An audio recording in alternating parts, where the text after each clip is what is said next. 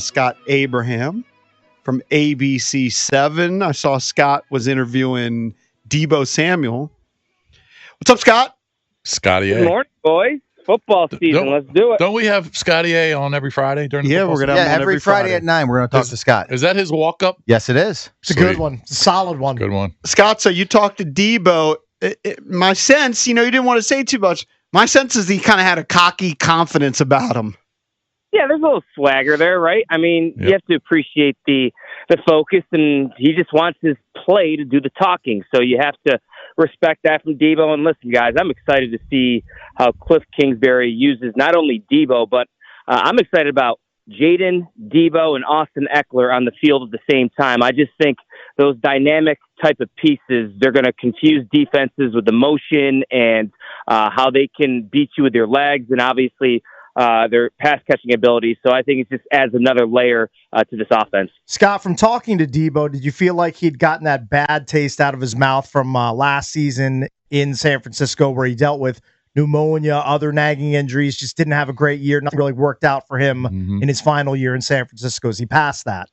Yeah, last year's last year, and he's ready to turn the page, and he knows this is a great opportunity for him for here in Washington, and especially if he wants that payday. And it's a big year for him from a monetary aspect for the future of his career in the NFL. So he knows he has to produce, and he's going to get every opportunity to do so, being the so-called complement to Terry McLaurin and the way he plays the game of getting him touches, whether it's kickoff return, those jet sweeps, those critical third down conversions, moving the chain. So I'm excited to see Debo on Sunday, guys. Hey, we announced earlier on the show that Von Miller is going to be our weekly guest. Oh, good. He's going to be joining us every Tuesday. Have you had a chance to talk to Von? What has he been like? Great interview. A pro, like obviously, 36 years old. He's been in the league a number of years. He knows how to deal with the media and know what we're looking for and the type of stories and sidebar stories we're looking at. So he's very gracious of his time. And all I can say is he's been just a pro since arriving in Ashburn. And again, another one of those veteran leaders in that locker room, coupled with a Bobby Wagner and a Zach Ertz go down the line. So yeah, Von's going to be hopefully that closer in the fourth quarter that if you need a sack or get that turnover, that's Von Miller. Now you're out at Ashburn at the park every day. Yep. And what have you noticed about the defensive line in general? I'm not sure how much you've actually been able to see them. I don't know. They don't let the media watch every single play. We see the first 15 minutes, and that's basically stretching and individual drills. But from the people you talk to after seeing those drills, what kind of vibe are you getting from that line, especially with the new additions of Kinlaw and Von? I just think they're bigger and stronger, Bish, and obviously that's a big focal point. And a big question mark with this team this year is, can they stop the run? And, Cakes was on my program this week, and he brought up a good point of how this defensive line is going to be tested the first 6 weeks of the season. Look at the running backs they're going to be facing. So it's going to be a good test for this team with a Javon Kinlaw. That was their big free agent signing. Big, strong dude, Deron Payne. He's been there, done that here in Washington. Time to kind of really be that leader on the defensive front. And they're going to have some rotational pieces, depth pieces as well. So don't forget Johnny Newton. So I think they're bigger, they're stronger, and we'll see how it holds up because you have to win the battle of the trenches. Look at Philadelphia. If you want to win the NFC East, you got to go through Philly, and they're bullies on that defensive front and offensive line. So hopefully Washington can kind of hold their own. How do you think Connerly's going to hold up?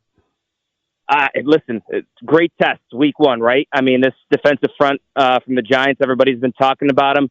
They're going to get after the quarterback. They're going to put pressure on Jaden and, Connerly. If you look at his matchup in college with Abdul Carter, did his job. Certainly, the pros is a different ball game schematically, but I think, I spoke with Josh, I believe on Wednesday, just describing, what his emotions are going to be like that first game and being in that huddle. And he's like, listen, I've been preparing for this my whole life. Yes, I'll have nerves, but I'm ready. I've been dreaming about this and I put in the work and this is my moment and I'm ready to show it. So he has the confidence. He's not going to be, phased by the moment. So I have all the confidence in Josh Connerly Jr. and Laramie Tunsil has been his biggest,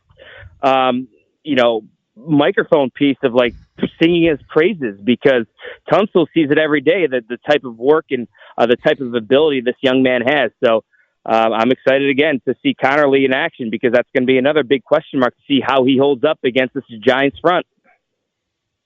Yeah, the Giants front is going to be an issue. That's what's scary. We kind of been talking about that all week, especially adding Carter. I don't know how they're going to use him. They might move him around a little bit, but they added some guys in the secondary. We were talking to someone who covers the Giants up on FAN early in the week, and so they added some pieces. Forget about the offense right now. Just talk about the defense in general. The problems they're going to cause. Yeah, because, I mean, listen, the Giants, they're going to be aggressive. They're going to be physical. They're going to try to get to Jaden. But what's the best way to slow down a pass rush, guys? Run the football. Keep them off balance. So I think you're going to get a good dose of, maybe an Austin Eckler between the tackles. You're going to get some jet sweeps. You're going to get some motion action, having Jaden use his legs. So I think Cliff's going to have a plan to kind of try to slow down this pass rush. You don't want to get in a lot of third and longs against this Giants defense, because they're just going to tee off. So you got to have all the faith and belief in Cliff and in the game plan. But you're right. This Giants defense, they're going to be a problem. And it's going to be very interesting, because you're going to have the good Giants defense versus the good Commanders offense. So then I'll flip it on the other side, a mediocre Giants offense versus a mediocre Washington defense. What side of that coin's going to rule as well? So a lot of different layers to this game, and it's an NFC East game. So you look what happened last night. I mean, it's going to be a close game. It's going to be decided in the fourth quarter. I'm not expecting a blowout, so I hope fans are prepared for another dogfight with the Giants, because New York always plays Washington close, no matter the records or place in the standings for both teams. Joined by Scott Abraham, ABC7 sports director and anchor. You've mentioned Austin Eckler a few times, so let's play a game. I'm going to give the Commanders 25 carries from the running backs. How are you breaking it down? Because a couple weeks ago, Cakes was thinking Bill was going to be the lead back, get most of the carries. Maybe that'll still happen. But what is Scott Abraham, who's there all the time, what does he project? I'm giving you 25 carries. I think Austin Eckler gets probably 12 to 15 carries in this football game, and then divvy out the rest. I just can't wait to see the inactive list, because I'm just so curious, guys, to see if they dress all four running backs. It's a rarity. Not a lot of teams dress four running backs. So I will be very curious if all four are up, and if one is down, what running back is that going to be? I think Jerry McNichols is a lock. He's a special teams ace. They love him on special teams, and arguably he's the best pass blocker, pass protector on that offense. So in my opinion, it's down to Chris Rodriguez and Bill. I honestly, guys, I'll be surprised if they dress all four running backs. So I think it happened one time last year. One out of 17 games, one time they dressed. I would be RBs. shocked. I would be kind of shocked if Chris Rodriguez was inactive. If Bill doesn't get, if Bill is inactive, I'm going into seclusion, Scott. I was picking the brain of Bram Weinstein and picking the brain of John Keim, and like Bram thinks it's going to be that Chris Rodriguez is inactive. John is kind of on the fence. I don't know. Like, really? If I had a guess right now, guys, I think Bill might be inactive. If that happens, that might be the best thing to happen for the show. The thing is, here's how they could go. They could defer to the veteran, who, by the way, when given the opportunity, he averages like 5 yards a carry every time. Correct. Chris Rodriguez. Correct. Or they can defer to their draft pick. Everyone likes to prove that their draft picks were good, so it could go either way. But I'm leaning. But maybe they want to ease him in. By the way, what do you guys think? I have a contrarian take. I don't think there's any chance that Eckler gets 12 to 15 carries. I think they're worried about the concussion history, and they want to utilize him in the passing game. I don't think they care about it. I think he's going to get a few carries, and he's going to major. Well, they want him available. Don't you think they want him to play? Yeah, but they want production. They're just going to play him, and if his brain explodes, the next guy up. I don't think there's any chance Eckler. Don't care. Nobody I don't think there's any chance Eckler gets north of 10 carries. I would be shocked. Are you guys in the court that you believe all four are going to dress? I don't know if all four are going to dress. I just don't think Eckler's going to be the lead back. As far as so who do you think is going to have the most carries? You still think Bill's going to have the most carries? Bill. I'm resolute on Bill. T-shirt. I have staked my claim on Bill. Yeah. I'm going down swinging, baby. God, I'm going to have so much egg on my face if Bill plays and it has the most carries, but I don't know, guys. It's going to be very I think they're going to defer Why to do you the veteran. suspect? Because you're maybe the first guy that I've heard that suspects that Eckler is going to be lead back in week 1. Why do you suspect that? I mean, you're at the park all the time. I just think they like that layer of having all three of those pieces of Eckler and Jaden and Debo on the field. Who gets the first reps when you're watching? Say that again? Who gets the first reps when you're watching? Is it Eckler? It's dude, they're drills. Like, I don't understand why people make a big deal of this. Like, we're not watching 11 on 11 the last 2 weeks. So we're just watching silly drills of them going through pads. So me personally, guys, I can't make an assessment of just who's doing the drill. From what I recall of the latest drills, I believe Eckler went first, Bill went second, and then I don't care who's after that. Yeah. Well, clearly you don't care. I just don't care. Now, what about the depth chart which they released? You know what I think about depth charts? I equate them to what I use to wipe in the bathroom. Hey, real quick, I got to ask him real quick though. Jason is big on Marshawn Lattimore. There's a big beef here in the studio about Lattimore. EB's Lattimore skeptic. Jason's a backer. I'm not a believer. I did see that you tweeted, and you can follow him at Scott7News, that you expect a bounce back. I'm all aboard. I am all aboard. I just love what I've seen from Marshawn from the first day of training camp to where we are today. I just think he has that focus. He has that hunger. He knows last year was not great, and he was battling injuries. He's healthy. I think he's going to be the X factor of this Washington defense. If he's the Marshawn Lattimore that everybody expects, that Washington traded for in New Orleans, I think you're going to have a different looking Washington defense because you're going to have a guy that can shut down one side of the field. So I'm expecting Marshawn Lattimore to be terrific this year. So Scott, he won't move around. He'll play the right side the entire game. Yeah, right? I think he's going to be matched up with Malik Neighbors, and we'll let him go at it. Ooh, good luck. I wish him luck. That's going to be interesting. That's a tall task. And what do you expect? Yeah, well, hey, but that's what you got him for, right? I understand. I mean, he's the guy that's supposed to shut down the CeeDee Lambs and the Neighbors. So go to work. Yeah, 2 pass interference penalties. 2 penalties minimum. Oh, that'll he has suck. to climb on top of them. I would bracket coverage towards Neighbors if I were the Commanders. Have some faith, boys. Give him some help. All right. All right. Thank you, Scott. Appreciate it, buddy. Good chatting to you. Yep. Bye bye. All right, buddy. See ya. Scotty A. And the running back question is a big one. Man, if I see those inactives, we'll find it at 11:30. At 11:30, if I see those inactives and Bill's name is on the list, I'm not going on Twitter the rest of the day.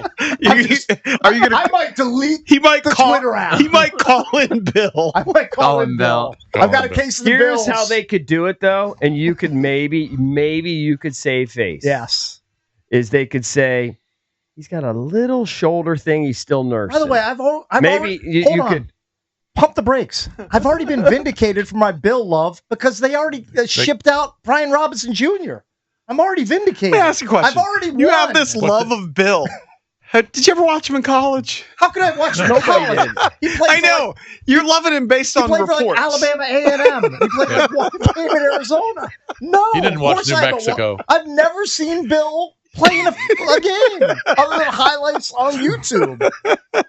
He likes the concept. He likes the concept of a seventh rounder. He found a sleepy running back stud for fantasy. That's what it all is. I know. It's fantasy. It solidifies my argument that RBs can be found anywhere. That's also part. Yes, that's also part of it. Is that RBs are a dime a dozen, and you can go. It solidifies my stance. Yeah, you can go pluck one from whatever round, late round in the draft, plug them in, and they'll be. So Ashton Genty is not special. I'm not saying Ashton Genty isn't special. If you ever listen to me and you ever listen to Nuance, I've said 1,000 times, guys like McCaffrey, Gibbs, Genty, Barkley, Henry, those guys are special. But after that rarefied air, it's mostly a bunch of dreck at running back. That's why his ass will probably be inactive on Sunday because he's just like all the other guys. He could be. Yeah. He very well could be. And if he is, you'll never see me on Twitter ever again.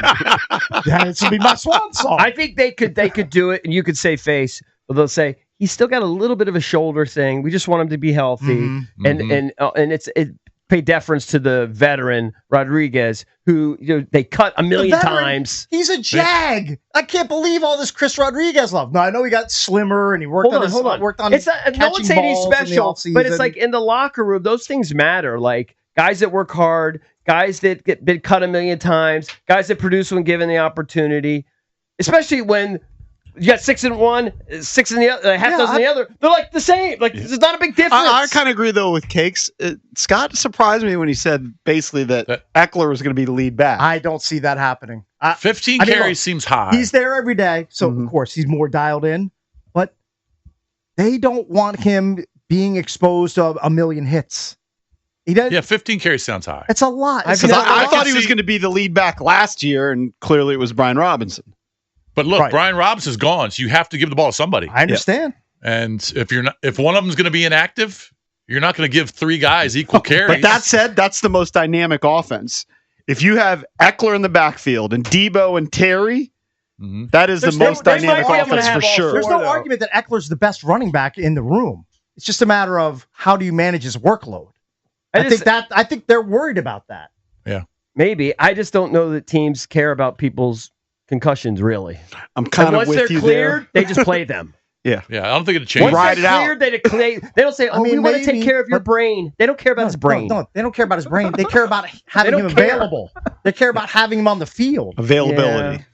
They don't care about his long-term health. That's as much about caring about like a shot to the sternum it is to the head. Can't wait. I've never been more nervous for an 11:30 a.m. No, but here's how they could have all 4 though, because they only kept 5 receivers. So they know this too, right? So, I don't know how many receivers were active week in and week out, but by only having 5 on the roster, that could be an opening. Could be. And Eckler basically counts as a de facto receiver out of the backfield. Yeah. That's kind of what he does. That's true. But Debo also kind of counts also as a running back too. So if Eckler gets 15 carries and his usual allotment of passes, I would bet against him getting 15 every fantasy draft. I would bet against I don't think he'll get 15. 15 but it'll be interesting. High, but goddamn, I hope he does get 15. Yeah, it'd be great. And I hope Bill is in a sweatsuit. And you hope Marshawn gets 2 picks. So much hope going around There's here. So much. Yeah. All right, coming up at 9:45, we want to hear from you on this Commanders-Giants matchup. We'll make our predictions, but next we're going to lock it down. Week 1, Circus Survivor pick. Got my picks. That's next. All 3 of them here on the Junkies.